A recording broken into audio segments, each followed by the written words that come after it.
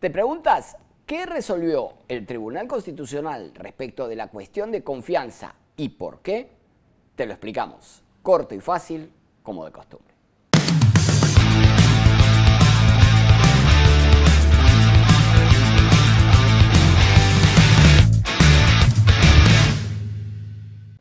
Hay que comenzar señalando que en nuestra Constitución existen dos tipos diferentes de cuestiones de confianza, la que es obligatoria y la que se ha denominado como facultativa.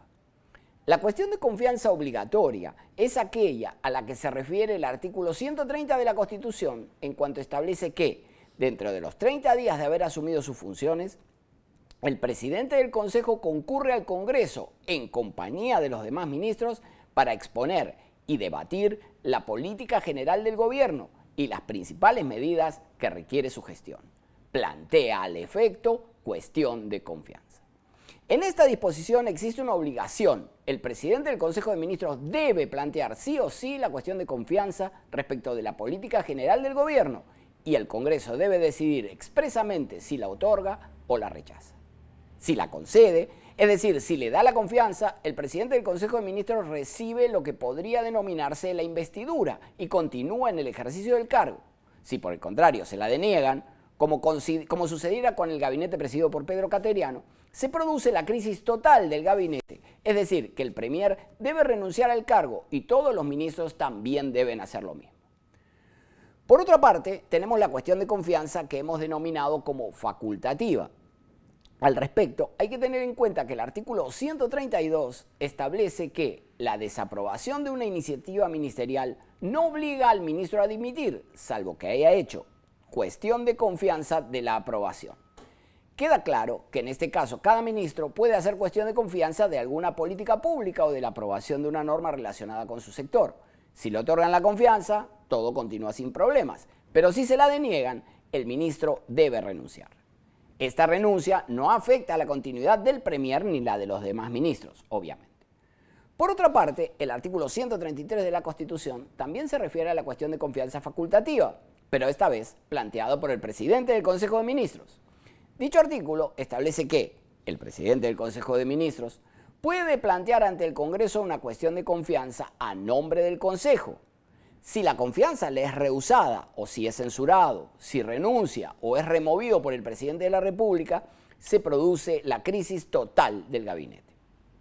Como habrán apreciado, el artículo 133 abre la posibilidad de que el presidente del Consejo de Ministros plantee la cuestión de confianza. No lo obliga como el 130, no dice plantea, sino puede plantear y por lo tanto puede decidir si hacerlo o no. Si el presidente del Consejo de Ministros plantea la cuestión de confianza respecto de alguna política pública y se la acuerdan, todo continúa normal.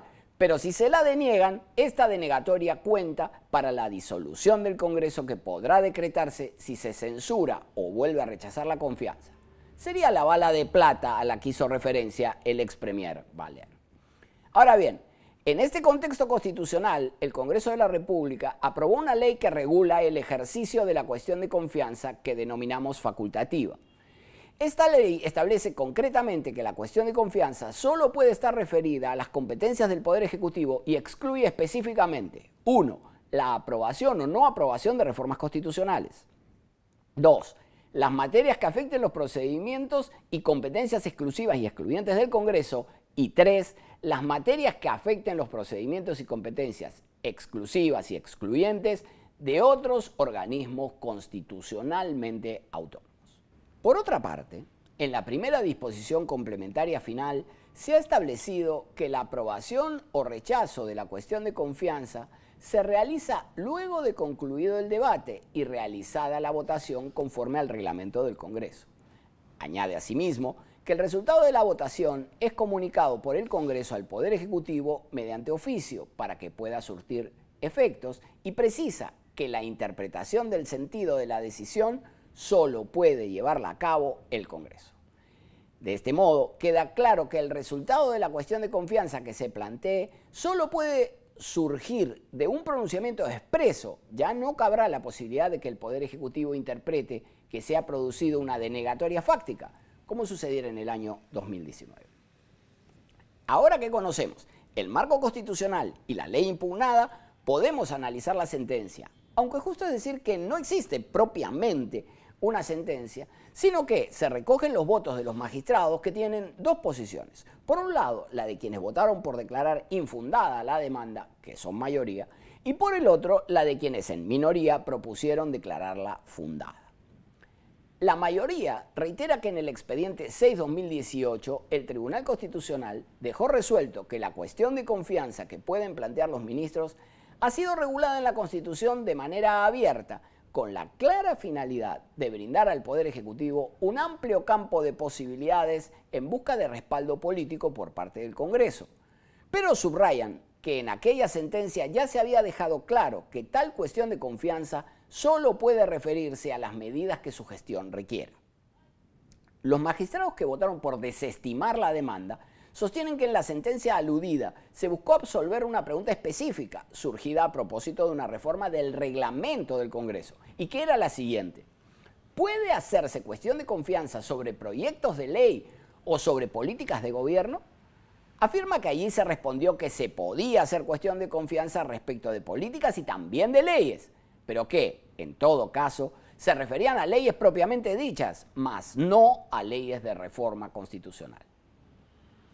Sostienen además que la separación de poderes delimita el ámbito de las materias a las que puede referirse la cuestión de confianza, y que si el Ejecutivo no puede observar una ley de reforma constitucional, menos puede hacer cuestión de confianza de un proyecto que la contenga.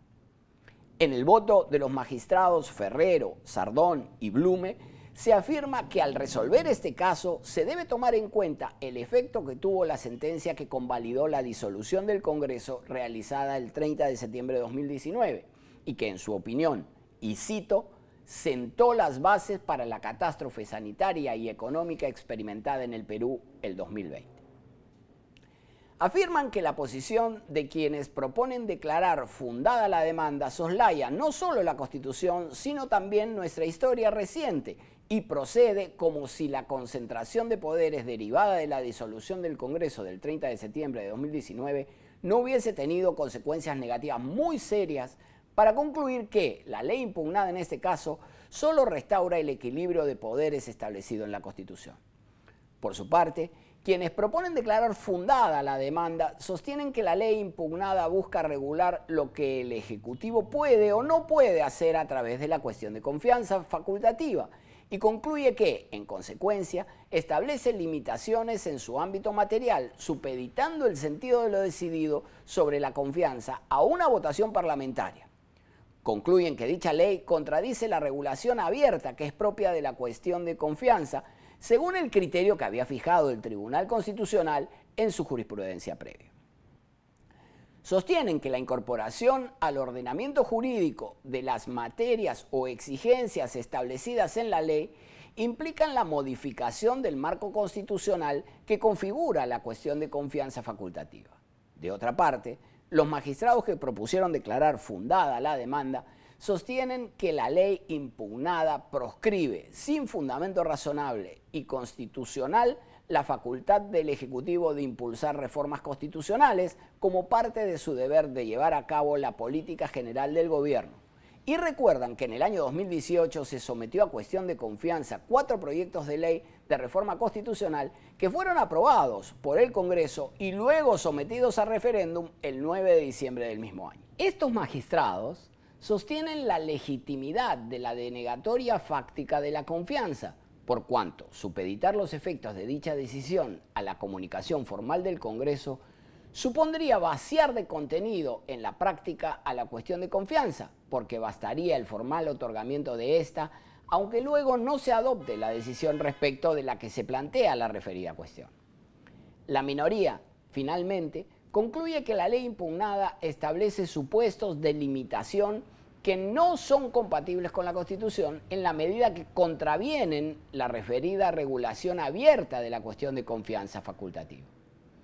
Como consecuencia de lo decidido, la ley permanecerá en el ordenamiento jurídico y las cuestiones de confianza que se vayan a presentar estarán regidas por ella.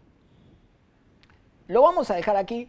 Les pedimos que se incorporen como colaboradores de nuestra página de Facebook omar.sar y nos vemos en el siguiente video. Muchas gracias.